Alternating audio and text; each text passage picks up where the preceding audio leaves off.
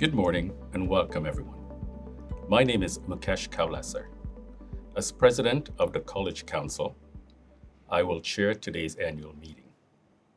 Notice having been given and quorum being present, I call this meeting to order. Welcome to the 2022 annual meeting of the Ontario College of Social Workers and Social Service Workers.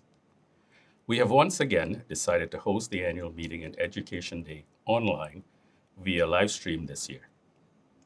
This protects the health and safety of attendees and participants in light of the ongoing pandemic, and ensures that the event is accessible to all members watching today throughout our province.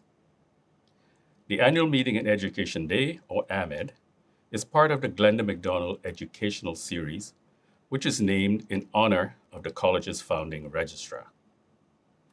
Glenda was resolute in supporting lifelong learning and education, and we once again dedicate this event to her memory.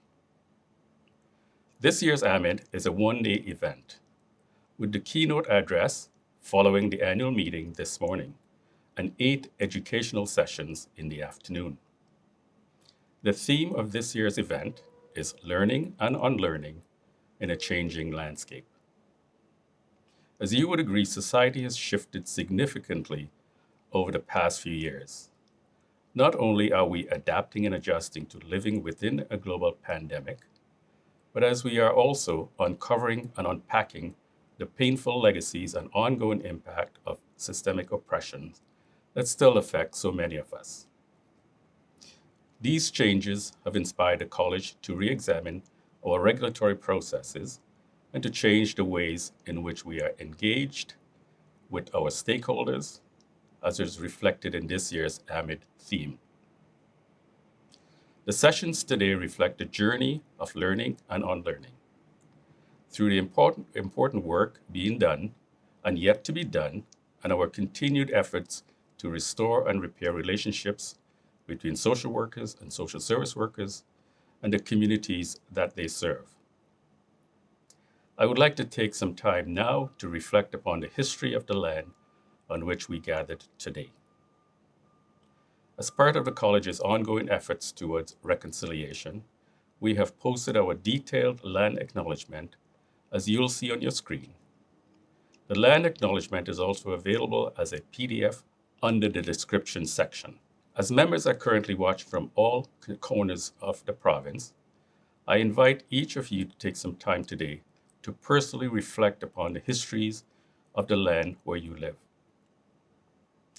The Ontario College of Social Workers and Social Service Workers is situated on the traditional land of many nations, including the Mississaugas of the Credit, the Anishinaabe, the Chippewa, the Haudenosaunee, and the Wendat peoples.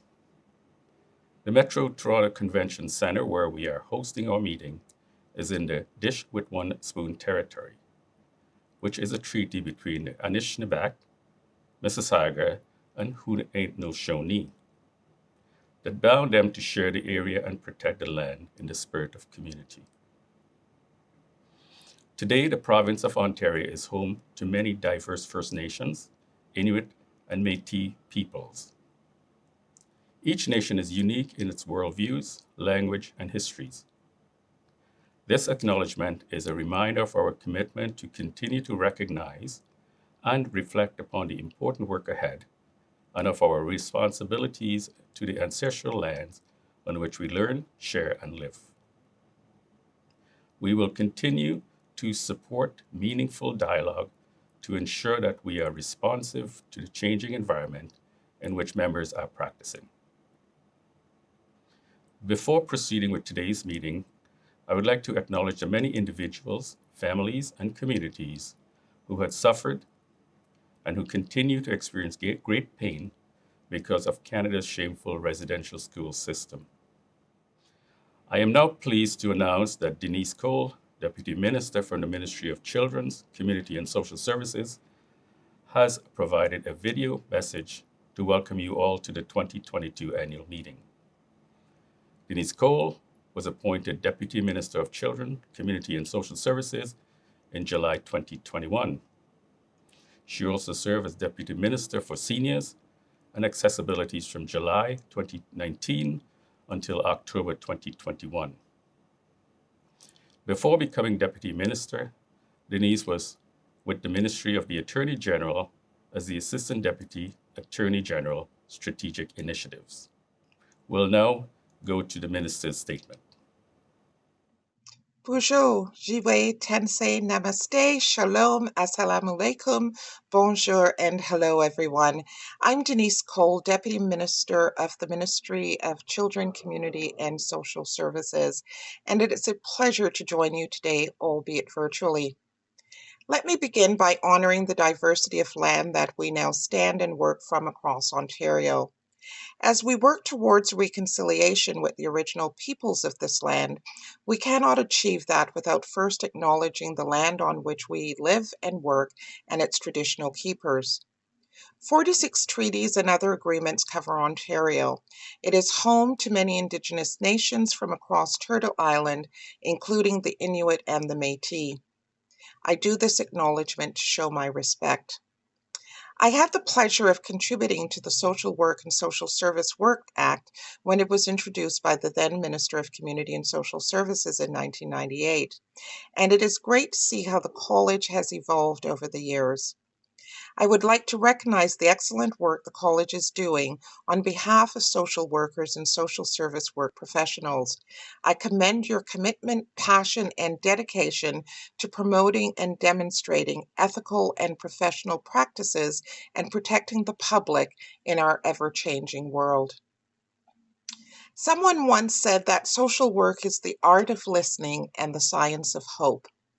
Many Ontarians rely on your services, knowledge, and support, and I know this has been even more so as we've felt the impact of the pandemic on our individual and collective well-being. As social workers and social service workers, you wear many hats during your career. You work across various settings and contexts to support a diversity of individuals with diverse experience and needs. And by using that pivotal lens for diversity, your services enable and support a vast spectrum of individuals to reach their potential. So I commend the college for its strong focus on increasing diversity, equity, and inclusion among its priorities. Thank you all for your work in supporting those dealing with a vast array of needs. Your contribution to the ministry's programs and services is vital and greatly appreciated. You are truly making a difference. Have an extraordinary annual meeting and education day. Thank you, Deputy Minister Cole, for providing opening remarks for today's annual meeting. I would now like to take this opportunity to welcome our colleagues from the professional associations who are joining us today via live stream. D.P. Sir, the Chief Executive Officer of the Ontario Association of Social Workers, and Matthew Carroll, the President of the Ontario Social Service Workers Association. We are very pleased to have you both join us today. And finally, I want to extend my sincere thanks to all our council and non-council members, and to acknowledge all of the hard work they do in performing their critical functions to the sister college in meeting its statutory obligations and regulatory objectives.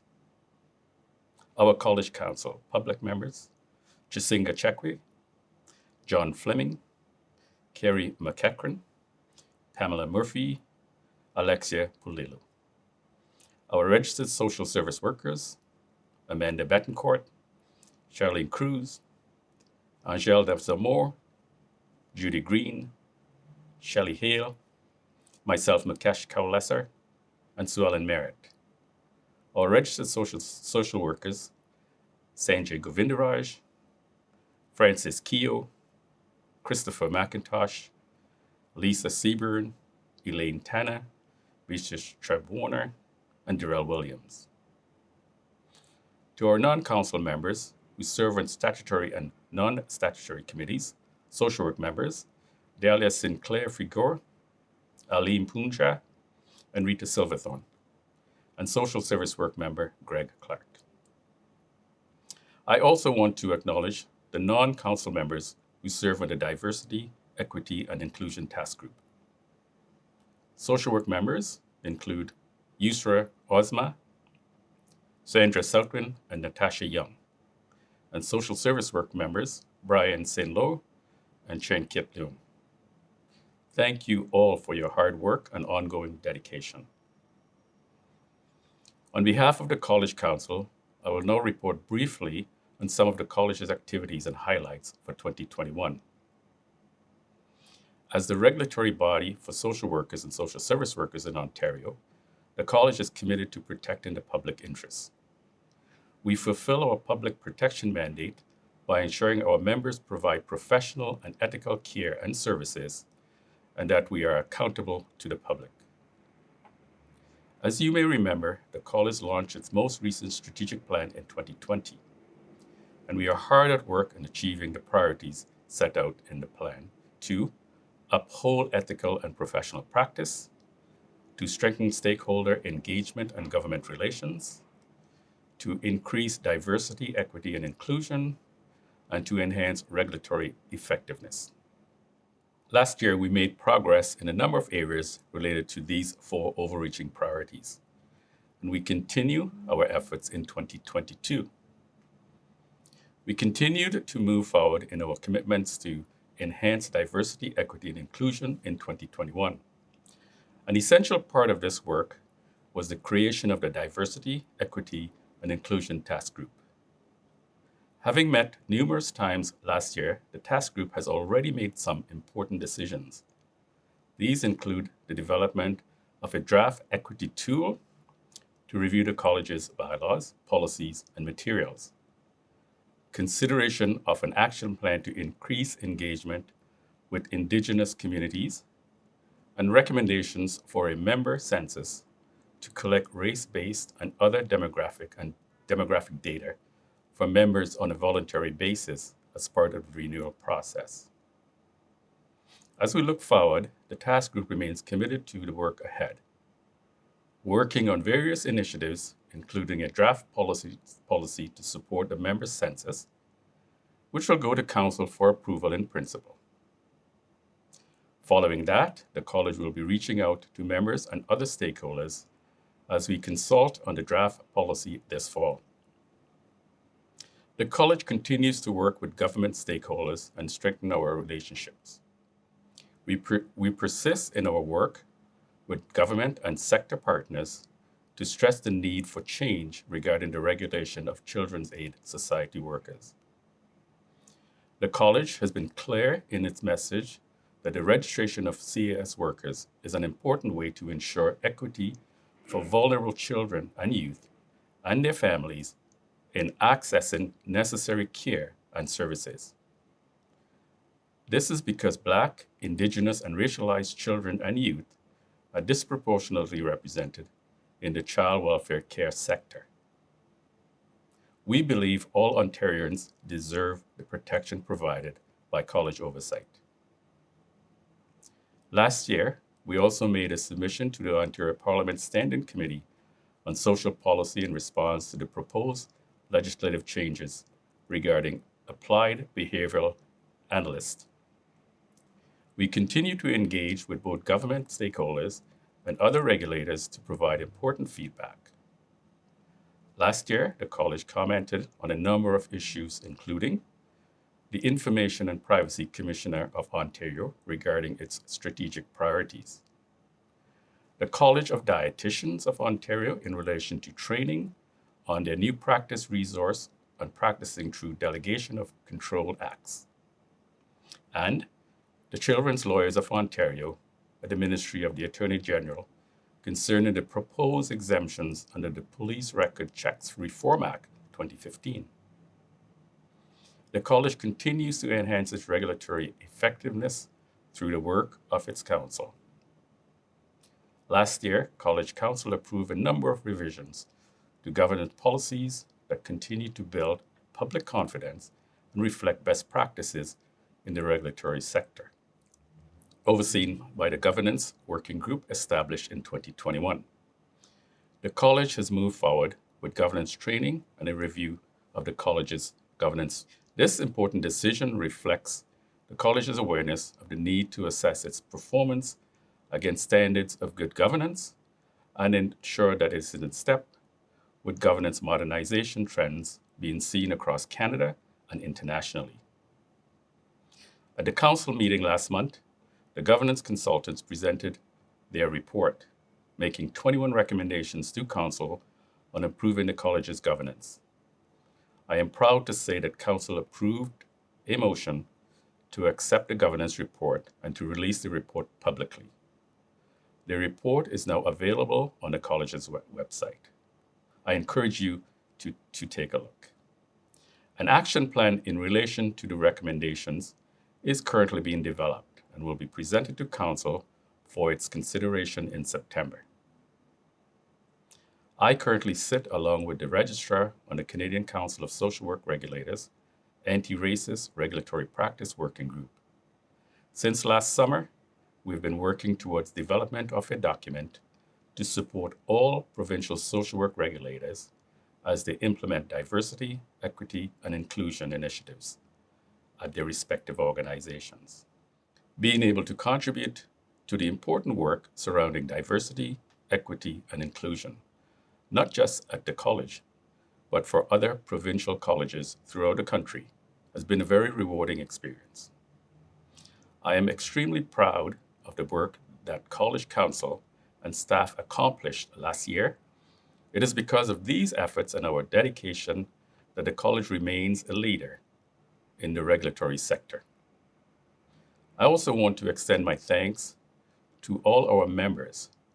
This past year has seen many challenges, and I know each of you has made a huge difference in the lives of the individuals and communities you serve.